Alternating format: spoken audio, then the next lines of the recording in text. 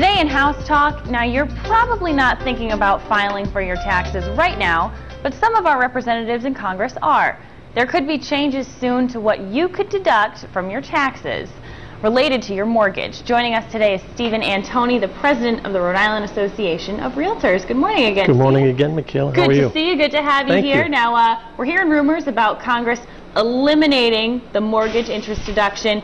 Can you explain this deduction for us and any possible changes that you're hearing about? Well, sure, and it is true. There is talk, the super committee in Washington trying to, untangle the nation's deficit, is looking at ways of coming up with money, and taking away the mortgage interest deduction is one thing that they're looking at. Maybe not completely taking it away, taking pieces of it away, but it's a slippery slope once that starts to eliminating it altogether. And primarily and basically what the mortgage interest deduction is if you're a homeowner and you pay U.S. taxes and you itemize your tax returns, you can write off the interest on your mortgage on a primary home and a secondary home up to $1 million. Wow. And also on an equity line up to $100,000. So it's for the average Rhode Islander, I guess, you're talking north of $3,000 a year.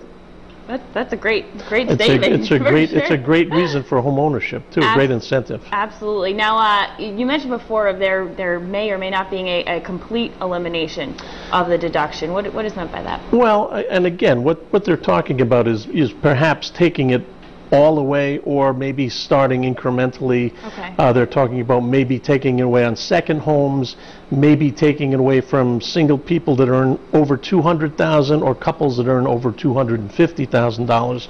But again, any change to that mortgage interest deduction is going to hurt everyone, even people that don't have a mortgage.